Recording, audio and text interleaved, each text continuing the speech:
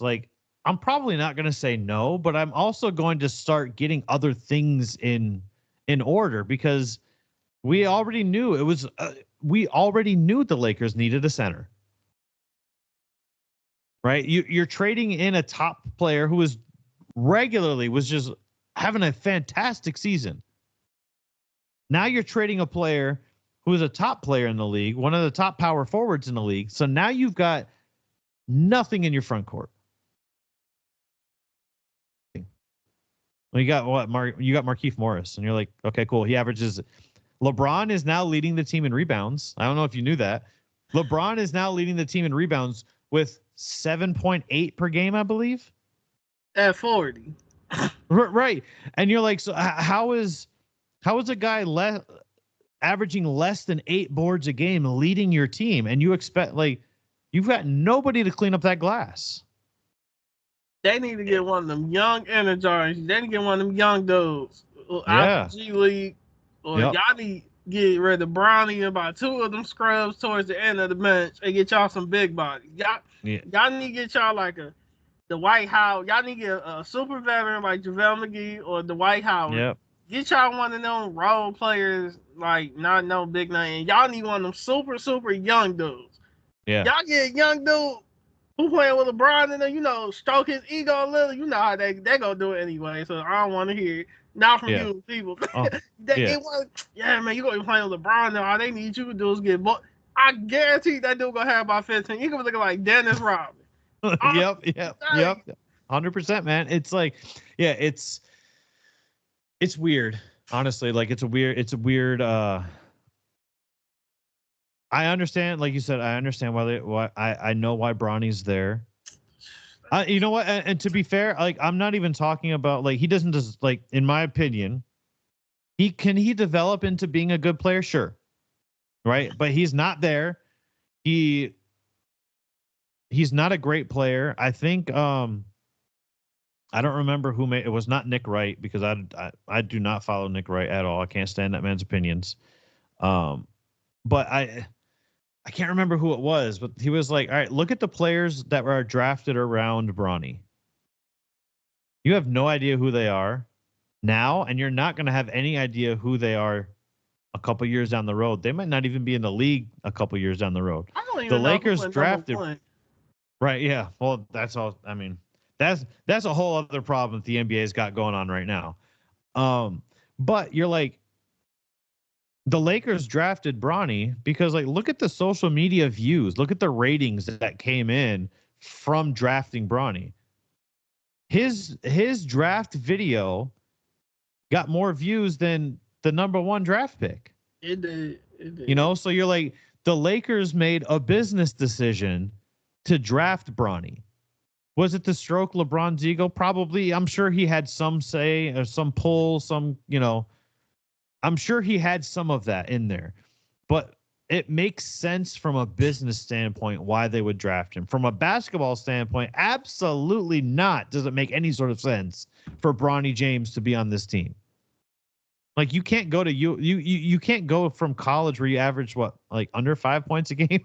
4.2. It's I don't know. It's a weird.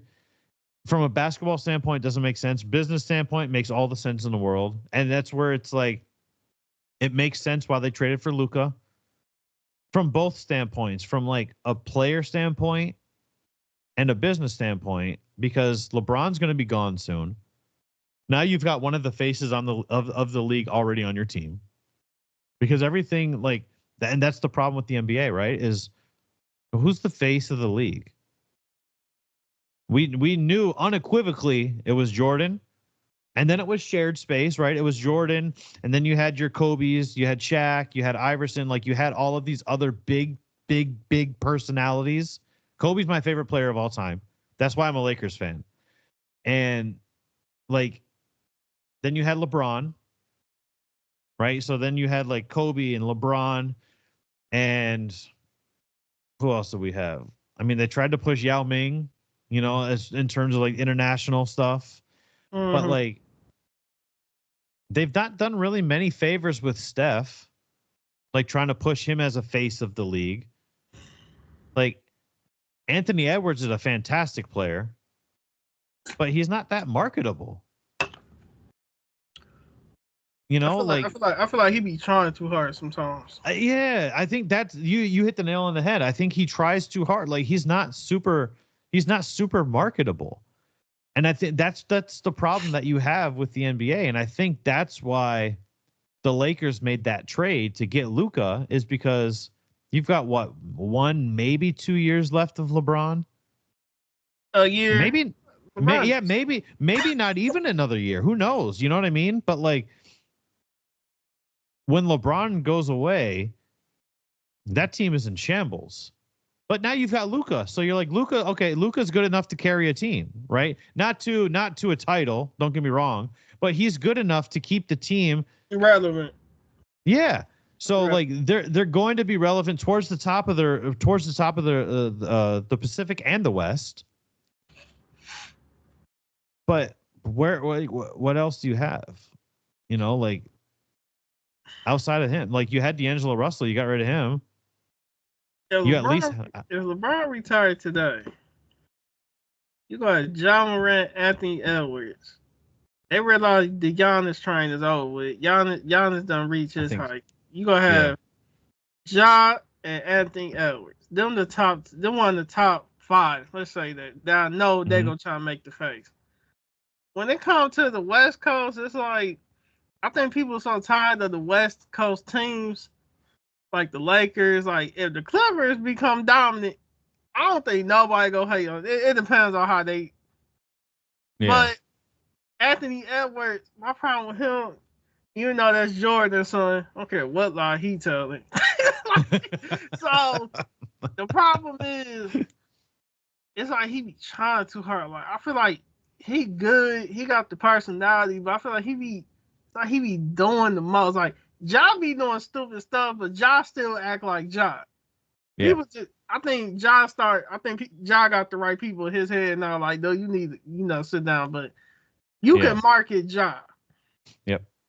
The problem with Anthony Edwards is it's like they gonna try to force him on two people. Cause we know sports becoming like wrestling now. We know how they doing, so let's just be realistic. Ja is like I'll call him Triple H. There you go. Okay. You want Ja, like he cool with Adam Silver and them, probably what they got going on. So y'all trying to force him onto us. No. When Ja, that's like a Undertaker, Shawn Michaels. He just naturally, the crowd just naturally coming to him. Yeah. You know what I'm saying? Like that. Yep. Because I see you got the WCW, NW all shot. Yes, sir. Yes, sir. So that's why I'm doing this. So yeah, that's why Ja. Zion, he gonna be like that Jericho dude. He gonna be like that mid-card Edge type dude. Like, he's gonna be cool. Like you gonna be cool, but it's like you not really. Cause who else? Them young dudes, I just ain't feeling them. Like I'm not feeling them young dudes. Yeah, like I like Wemby, but I don't think that Wemby's gonna be the face of the league. Like, you know what I mean? It's weird, and this is where it's like for basketball, and this is like kind of like tying everything together, where it's like the New York Knicks becoming good finally, decent, we'll say. That's good for the sport. That like to have there's certain teams that need to be good, in my opinion, that make sports easier to like digest. The Knicks are a team in the NBA that needs to be good. It should like the allure. I don't like the allure of the New York Knicks and Madison Square Garden and like all of that stuff. That's like it's good for the league. But like they don't have any stars, like they have Patrick Ewing. Patrick Ewing was a marketable in the 90s. Patrick Ewing was marketable. He was a marketable star. He was in Space Jam. He had crappy shoes, but he had his own shoe line. Like, like he had all of these things tied in with the ability of being in New York City. Mm-hmm. You had Oakley and them. Yeah, and then you had they drawing them views off top. Yeah, exactly. And it's like, and then they transitioned. Then they had Sprewell and Larry Johnson, right? And then it was like, okay, so they had like top tier players. They had like upper mid card guys, right? They had their edges. They had their Jerichos. They had the guys that were almost there but not quite. Mm-hmm. And now like Jalen Brunson is a good player, but he doesn't do anything for me. There's not been a time where I'm like, I want to watch this game. I want to see how Jalen Brunson plays. Like Ja Morant, he's a player like that. You want to watch Ja Morant play. I'm gonna say it from a black perspective. I don't want black dudes to be acting ignorant or the stereotype. That's not what I'm saying. Because I had somebody tell me this, I'm going to address this.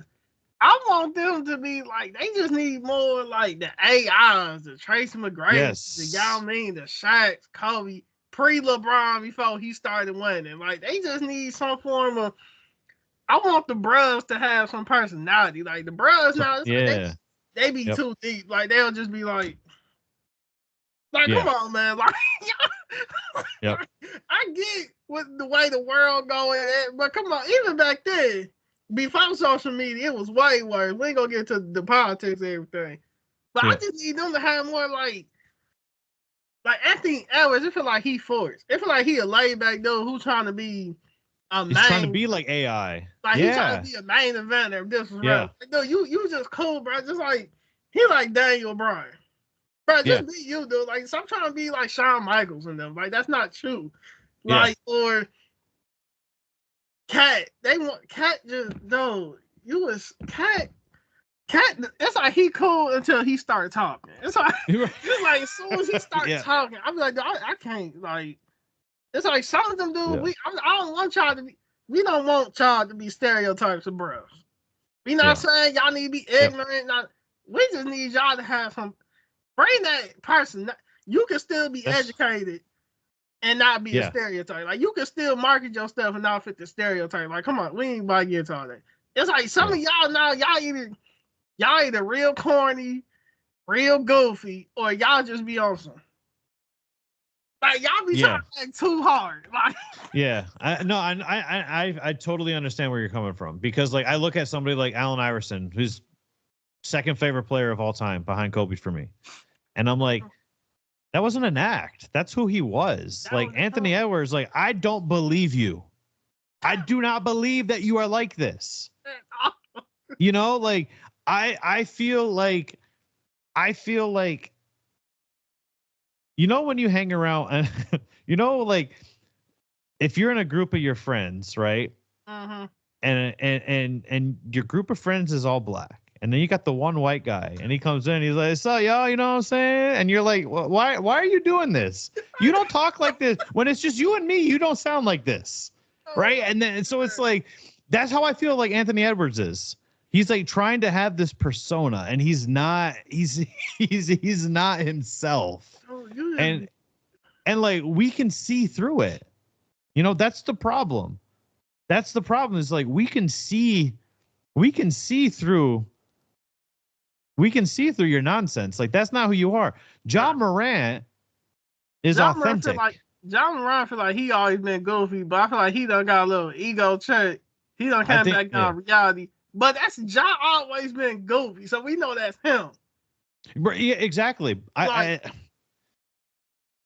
think the problem with Ja Morant is that he's too injured all the time. He's too injury prone. Like, you can't push the face of the league as somebody that's going to miss it. But I also, I feel like Adam Silver has really screwed up the league too. Honestly, like, say what you want. Like, when I grew up, when I was a kid, I grew up as a Bulls fan, because that's all you saw on TV. Like, right? Like Saturday, NBC, like NBA on NBC on Saturday was always Jordan. It was always Jordan. And that's like, it is what it is. Like, I got to watch Kobe play in person in high school when he was in, my parents had friends that moved up to Hershey, Pennsylvania. They knew I was playing, like, I was 9 years old at the time. And they were like, hey, this kid, Kobe Bryant, goes to Lower Merion High School.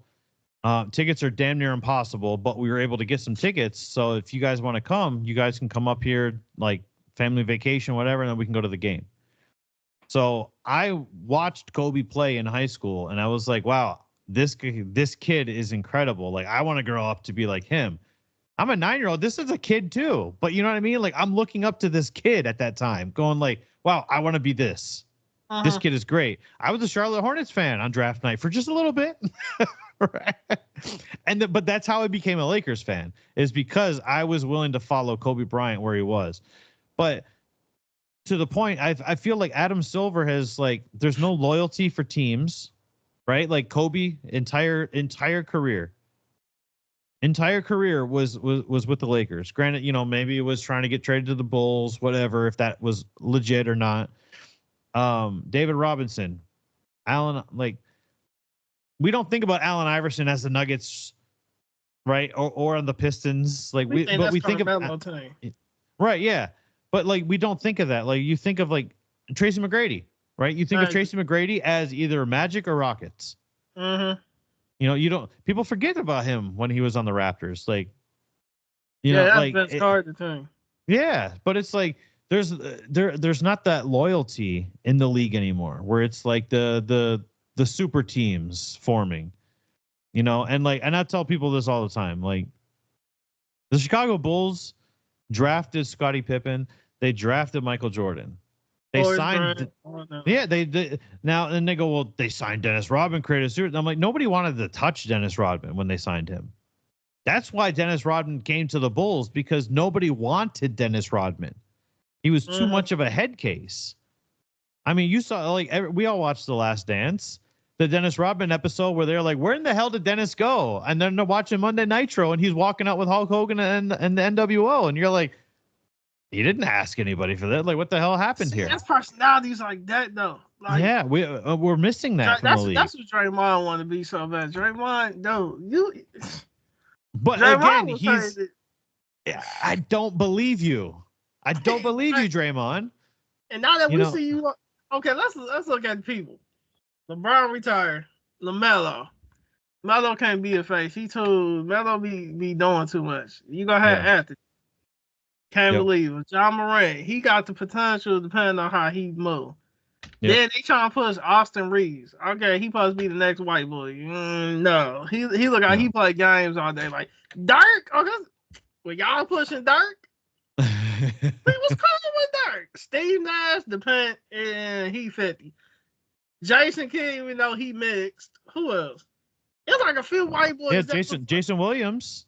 But Jason Williams came around, and Jason Williams came around at the perfect time, because that's when And One was taken off too. That's when Street Ball was taken off. So he was like the perfect tie-in. You know, he had the personality, he had the swagger about him, you know, and he came to a team that was also with Chris Webber, you know, and Peja, Vlade, but he came to a team that had that gritty, like, edge, and he just fit in with that perfectly. Like, even back then, like, the Stojakovic, dude ain't need to say one word, just because the way he played, like, his personality, like, even now, Peja was the 3-point dude. We knew Peja, he just had the name.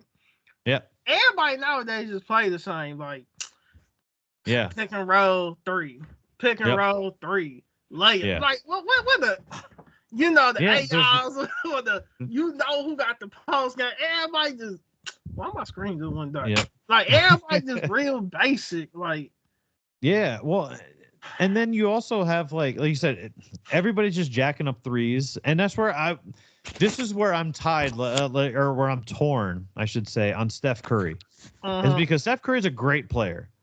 But he also kind of helped ruin the game of basketball, because like you go to the YMCA, you go and watch any of these AAU games, and his kids just jacking up threes. That's all they care about doing anymore. And you're like, play 2K. Go play rec in 2K with some randoms. That's all they're doing, is just jacking up threes. People look at me and be like, how did you finish with 20 points in the rec? And you didn't shoot a single three. And I'm like, because when I played basketball, that's how I played the game.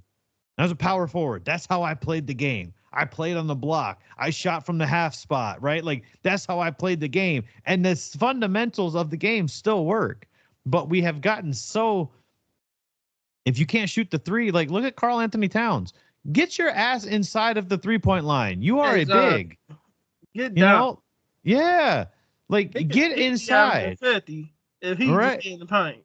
Yeah, like the days of like, and I get the game, I guess, evolves, right? I don't know if it has evolved or devolved because like we're not even playing street ball anymore. You know, like you go, like I said, man, you go to the park and like the game that I grew up with has vastly changed, and I respect that it's changed. Right, I'm not one of those old heads that's sitting there going like, it's the worst and it's terrible. But like the ratings are in the toilet, the ratings continue to drop, and you're like, so what's the disconnect? We've already acknowledged that the face of the league is missing. Right, there's not like that Jordan every Saturday on NBC. You're gonna watch a Jordan game. Right? We don't have that. LeBron James he's at the end of his career. Right? So he like that we have to acknowledge that he's gone. Right? Like he can't be the face of the league. And that's the problem is that they didn't do anything in between. They're like, cool. 2003, LeBron's the face. He's our next guy. He's going to carry the torch. Well, what happened? There's nothing there. And then the game continues to change. You got load management. You've got all of this crap that the NBA has done where it's like, well, we don't want back-to-backs. Adam Silver's thinking about shortening games to 10-minute quarters or two 20-minute halves. And like, why? You know, they have to. It was the fourth. This is why I say the year they have to. It was the fourth year of Golden State versus Cleveland.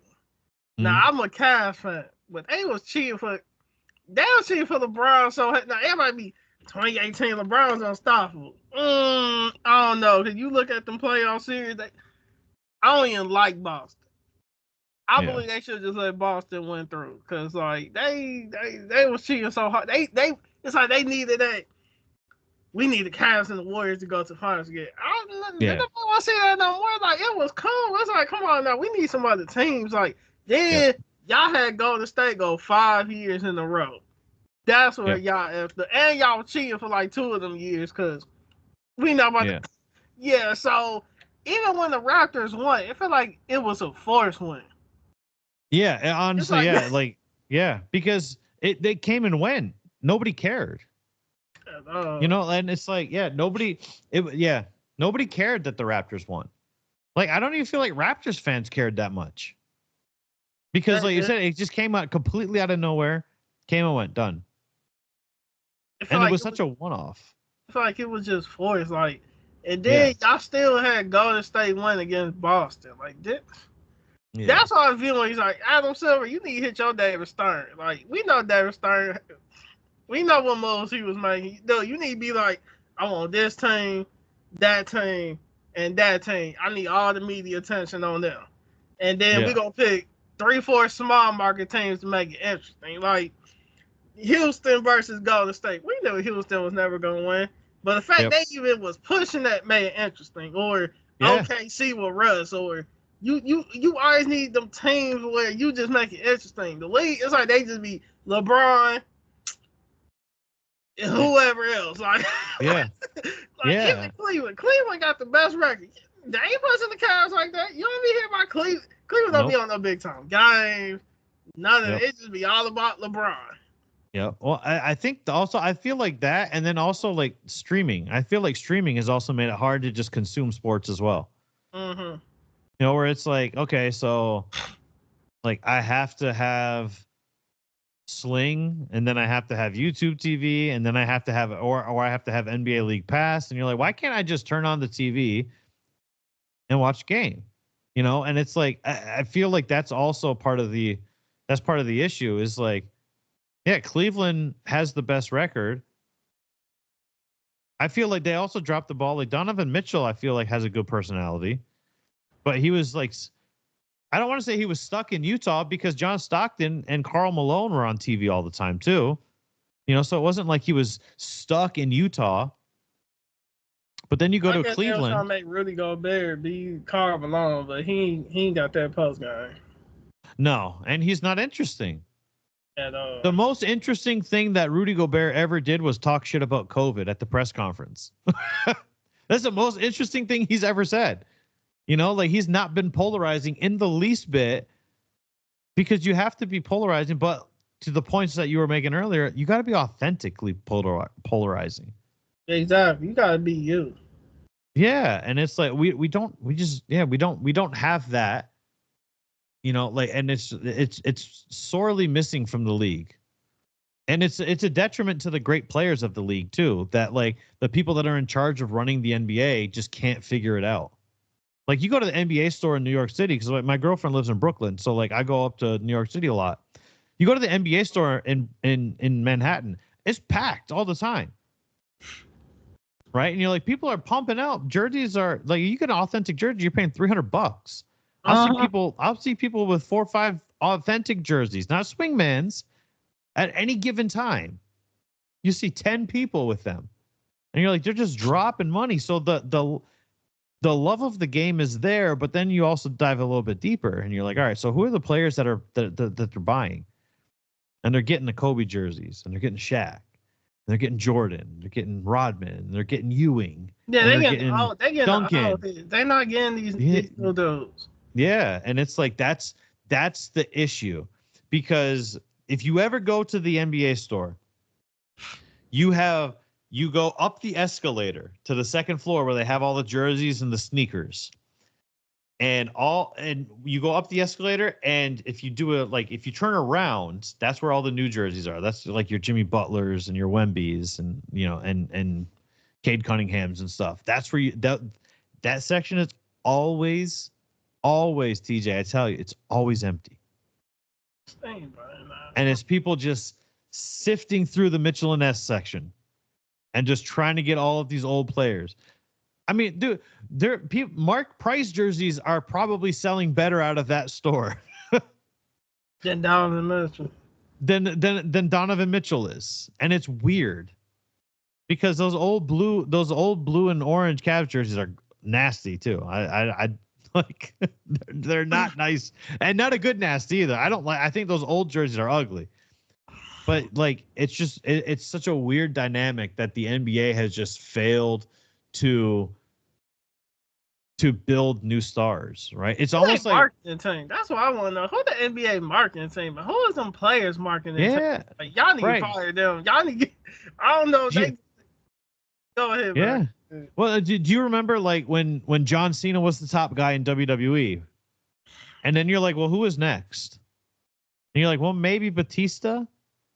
The Undertaker's still there, but we don't really use Undertaker, right? Like, but you're like, where is like who is next? And that's the same. And WWE started falling off. Ratings were falling down. People stopped watching Raw and SmackDown. And you're like, that's literally what's happening with the NBA. Is that who is there? Who is the face? You've got LeBron, great. LeBron's getting older. John Cena was getting older. You knew he was starting to fall off. People were getting tired of him. Same thing with LeBron. People are getting tired of LeBron because he's been the guy for 20 years. Like, he's been the face. He's been the king. He's been the MVP. He's been in finals, right? Like, who's there? Who's next? Who's after him? I'm glad John Cena didn't pull that Hogan, because if he went to start doing movies, he would have got booed just like Hogan, because that Super Cena era. Oh. I was actually glad when he lost the championship and he went all the way down the card. But that's because he was going to Hollywood though, because you was getting so boring. It's like he was cutting same promos, same advertisements. He taking pictures with the kids. Like, bro, can you go heel? Like, I want to see you just smack those. Like, then it's like they were trying to have him do the Stone Cold Vince McMahon, but we know that was forced. Like, they don't hate each other. Stone Cold did not like Vince. And you like you can tell that was real. But it's like nowadays, man, like Roman Reigns. Y'all about to push that bloodline stuff to however far y'all go, man. It's crazy because the bloodline storyline, in my opinion, is probably one of the best storylines that we've had. But it ended. right? Like it should have ended. And now, like, I don't know if you still watch it, but like Friday, Solo Sikoa came back and attacked Cody Rhodes, and you're like, I thought we were already done with this. Why is Cody Rhodes being sucked back into the Bloodline story? Like that doesn't make sense. It's so that's a whole other conversation. But it's like they trying to. Do you see how they got the? I can tell. That's why I tell reps. We gonna go into this topic. It don't matter. We ain't talking about nothing else. It's like y'all trying to do the Attitude Era. That's not about to work. Because number one, ain't none of them dudes believable. Yep. Half the dudes y'all got up top is related. The Usos and Ray and so we already seen that y'all need to bring in some dudes who ain't got no connections to nobody, who ain't related to nobody. Some straight up, y'all need to get some young dudes. Like, what's with this thing with wrestling? All of a sudden, getting these dudes in their 50s and signing them like they 22. Like, Vince wasn't doing that. Okay, Vince was doing that, but Vince was always getting the young dudes. Yeah. Because even they try out, he had a bunch of more young dudes. That's how he was able to use them before they really knew their value. He cutthroat like that. I don't blame him though. Yeah. Triple H got this thing where it's like, dude, you be signing dudes and they be like 45, 50, 55 years old. You talking like they 20 or they 30. Dude, they is 50. Yeah. It's and you're right to an extent, like Penta, right? Like they just signed Penta. Penta's not young. I used to watch Penta 15 years ago. You know, like Rey Mysterio was still on regularly. Exactly. He's not doing anything, but like I get like he's selling merch and stuff, I guess, but like he's not in anything special. But they're also not short term. Yeah, and they're not utilizing, like, we'll use Rey Mysterio for an example, right? Like they recreated the LWO, right? But they didn't do anything with it. You had Rey Mysterio leading it, and it was all young guys. It was all these young up and coming luchas. Why would you not have pushed them up a little bit more? You know, like they were feuding with the Bloodline at one point. And they never won. It was never like, they were always just like annihilated. It was never even like close. That's how I would do that LWO. I would have Ray do a Paul Heyman. First off, I would tell him take that mask off. Cause though we know what you look like. Right. Take the mask off. Cause see, if you would have Ray take the mask off and been talking, LWO been straight. Just cause Ray got the mask off talking, he went straight. I would got me some slow dudes. They probably want everybody 2 inches tall. I would got me 2 small dudes, like a Ricochet type short dude, and I would got me a sassy chick. Bam, LWO. And Ray doing all this talking with the mask on. But see, it's like this one the race part coming to wrestling. Like that's why they asked Triple H, like, do you know what you were doing when it comes? Vince ain't know what he was doing either. He just had Shawn Michaels and them to cover it up. But now they be looking at Triple H, bro, do you know how I do Minority Talent? Because like, let's be 100. Yeah. You're not really Roman Reigns and the Usos, they really be writing their own storylines. Like it feels like it sometimes, yeah. You didn't invent the bloodline. They just all grew up. They family. They one big tribe. Yeah. They basically writing their own. You ain't right, Cody Rhodes. His brother used to be American Nightmare back in the 90s, so that's written itself. When it comes to the woman division, you try to make Rhea Ripley be like Stone Cold, like, no. Then that Liv Morgan, I don't know, she supposed to be what, the Shawn Michaels version, or she supposed to be Randy Orton or somebody. Like, we not feeling her. Like, I don't even watch wrestling. This how I'm looking. Jey Uso, I think Jimmy more interesting than him. Yeah. Like, see, it's weird. I think when they were younger, I felt like Jimmy was more interesting, but like, I want to say probably like late 2020 is when I was like, oh, Jay's actually like the the more marketable one. He was cutting better promos. I don't know if that was like by design that they were trying to push Jimmy before, but then Jimmy just kept getting in all this trouble for DUIs and stuff. So I feel like that's really what was like, all right, well, we want to do something with you guys, but we can't trust you. You won't stop drinking and driving. So like, we'll give it to Jay, right? And we'll start building him up.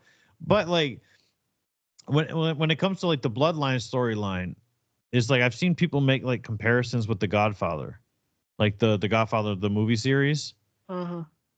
And I was like, so I started like kind of like digging into it and stuff, and I was like, damn, I was like, all right, so if we go that route, you're like, man, Jay was actually always supposed to be the one. Because like when you start looking, you're like, okay, so that's like Michael Corleone is like that's Jay. So like if you're familiar with the storyline of The Godfather, you're like, okay, that's kind of interesting. But then like Jay Uso just like organically became like the most over guy in the company, kind of like Daniel Bryan during like the Yes movement. Yeah. And Kofi and Kofi Kingston during the Kofi Mania, where it just like the crowd was just like, no, this is our guy. Like Kofi Kingston was not the greatest wrestler. Jey Uso's not the greatest wrestler. Hell, Stone Cold and The Rock were not the greatest wrestlers, but they had the gift of gab. Yeah, they just had 6 moves, man. They were not doing all that. They just had the gift that they were able to cut a promo. Like now the big knock that people are saying is like, oh, well, Jey Uso only has an entrance. And a super kick. He super kicks. He has a good entrance. And you're like, right, but that's what wrestling is. Like I said, look at The Rock, right? Take away the promo. Take away The Rock's promos. He had an entrance, and he was a decent wrestler. He wasn't Stone Cold. Same thing. Decent wrestler, but had the personality. He was able to cut promos. He had a great entrance. When that glass shatters, if you didn't have goosebumps, you were probably dead, right? But that's what Jey Uso had. The Rock version. Yeah, Yep. So that's where I'm at. I'm a big Jey Uso fan. I was actually debating on wearing my Yeet T-shirt today. That's why I put over. That's why I put over the Vince era. Vince knew how to cut. He knew how to clip and edit promos before they even like. That's what gave him the. See, other people, they went into the media part. Like other wrestling companies, like I watched the documentary. They was too busy just going on hoping the fans remember. Vince knew how to clip, edit, remix script. He knew how to show it like a story. Yep. Triple H era. He don't know. It's like you want some like you just want people to remember what happened instead of just showing what happened in previous weeks lead up to this. Like, and then he got the time. He just be throwing people in rivalries. Like it don't be no build up.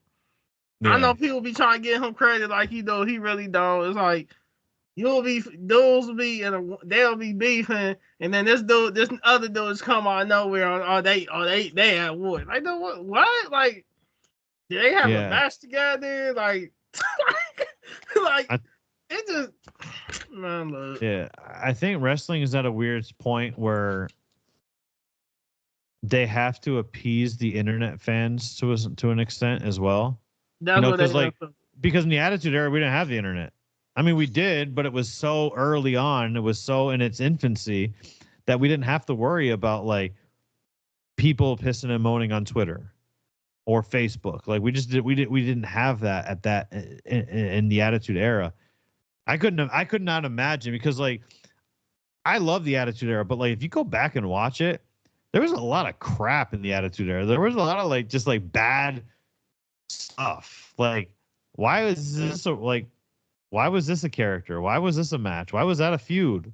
But it got so real because the main event was so static. Exactly. Yeah. So like when you're looking at like Al Snow versus the Big Boss Man, where like the Big Boss Man like cut up Al Snow's dog, and they had like the Hell in a Cell match where they had the dogs in the cage and stuff. Like What are we doing? Like, that's why that was a thing. I think that's why a lot of people like the ruthless aggression, because even the mid card had more story. Attitude era, the attitude era, man.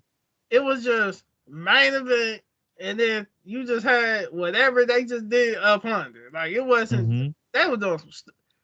That's why a lot of people going in on attitude era now.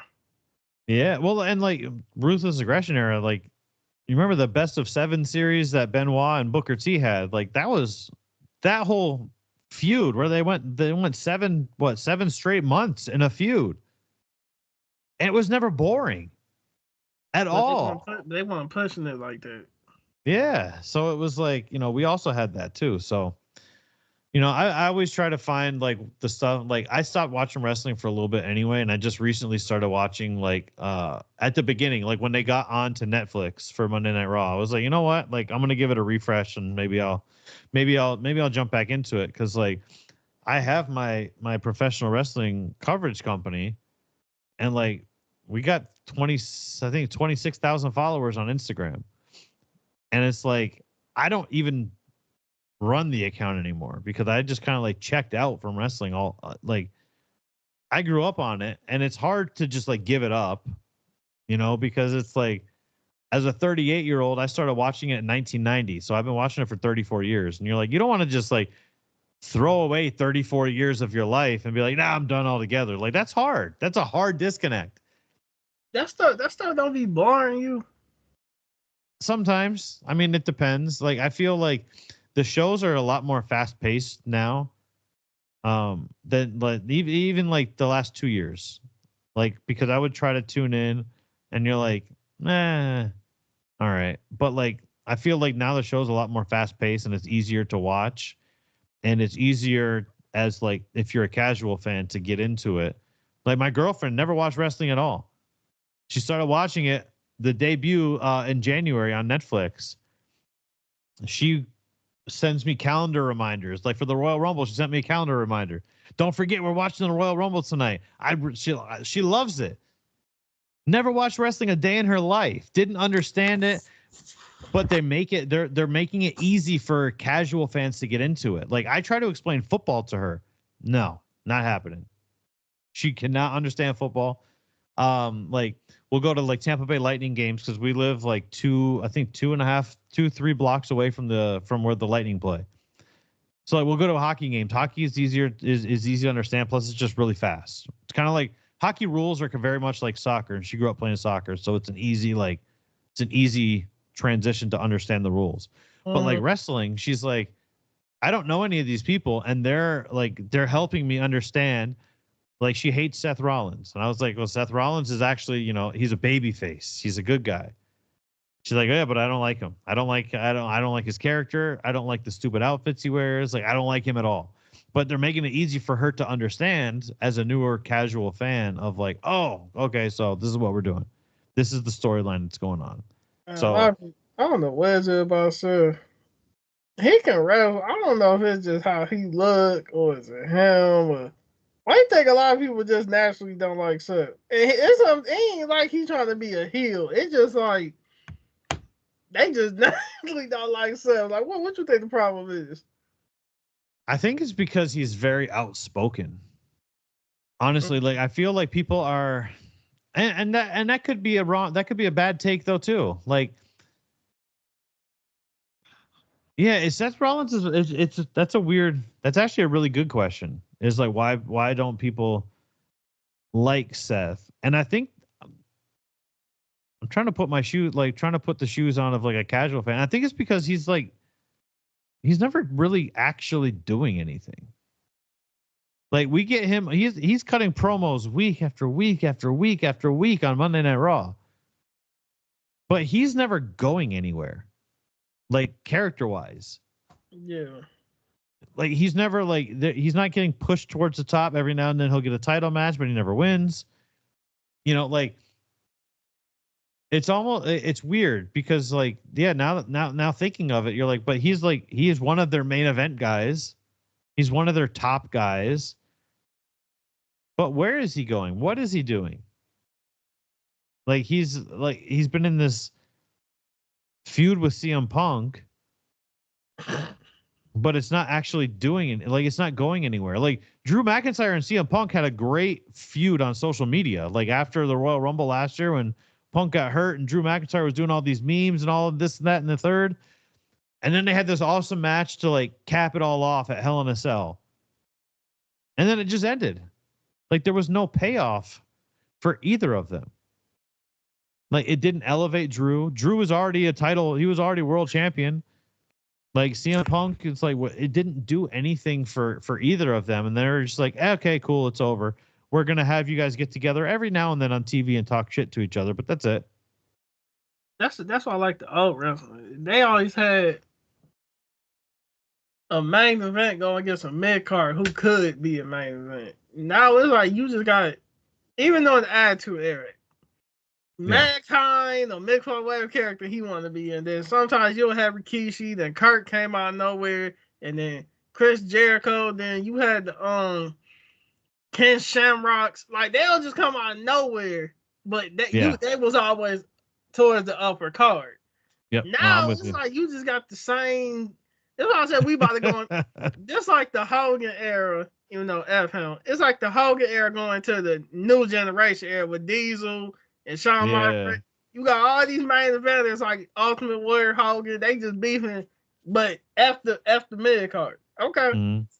When Roman leave, Jay and them leave, and Seth and them leave, and whoever, you gonna have who about to be the next Shawn Michaels? Because who about to be the Diesel? Who about to be Bret Hart? Because that's what they going.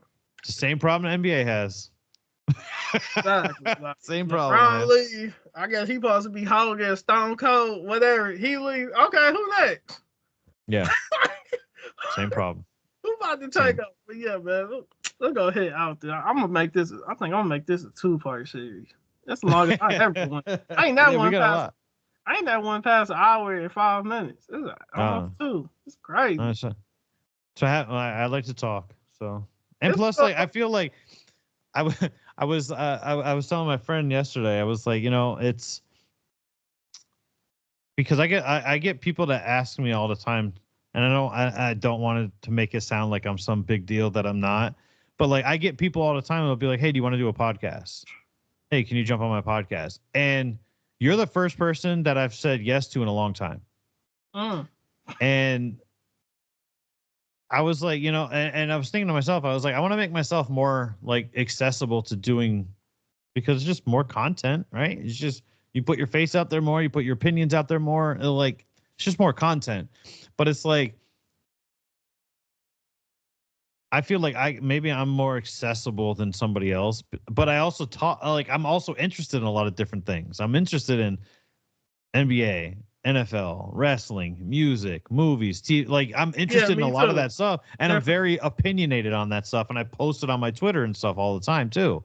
Mm-hmm. So it's like, so like, why not just start doing more stuff? So I appreciate you asking me to come on here and kind of like help break the ice to like reemerge on the podcast scene, because it's been like 2 years, I think, since I've done my last one, so it's been a while. So I appreciate you reaching out and asking me to jump on here. So yeah, tell some of your friends, your writer friends who know they want to come on.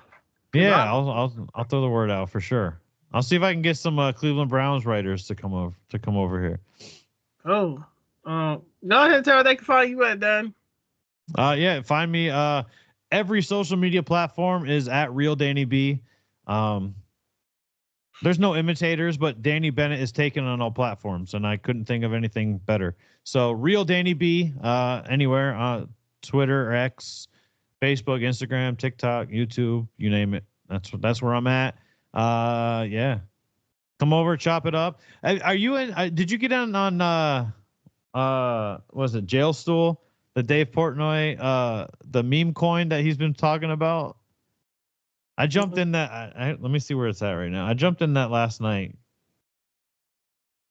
Yeah, I'm up 195% on this stupid coin right now. Like, I don't know what you talking about. I've been talking so like, I'm not a big crypto guy, but I was like, you know what? Like, I'm gonna start looking at some of this stuff. Yeah. So I mean, sports coin. Yeah, so it's like somebody, somebody was talking about it. Some like how he's like pumping and dumping crypto coins or whatever, and so they made one and it was like, damn, I can't even think of what it like. I guess they made it and they're like, yeah, you're gonna go to jail. You're a criminal. So that somebody created like they called it jail stool instead of bar stool, and they're like, yeah, jail stool, and he took it and it was like, screw you guys. I'm going to pump this coin up. I'm going to use my 3.5 million followers and I'm going to just talk about this coin. So he put in like $185,000 or something into this coin to like kind of prove a point of like, yeah, no, my marketing strategies, my name carries like my name holds weight and holds value and stuff. So like, I was like, you know what? I've got a few bucks. I could throw it in there. So I put like $60 on there and I feel good about it right now. So like, we'll see. Like, so I've been trying to kind of get into the crypto space a little bit, but I don't really understand it that much to like ever really talk about it. So if you see me on Twitter reposting crypto stuff, I'm either trying to get some free shit or it's like, or somebody along the lines was like, hey, this is something that you should look into. If you got some extra money, throw in a few bucks. So don't put too much weight in that. But yeah, if you want to talk video games or sports or anything, I'm your guy. So all right, man. It's been TJ McKinley Podcast, episode 27. We say what we want, how you want, wherever we want. Y'all go ahead and follow my man Danny. Go ahead and follow me on TikTok, Instagram, definitely YouTube. Make sure y'all hit the like and subscribe button. Thank y'all for watching. Y'all have a nice day.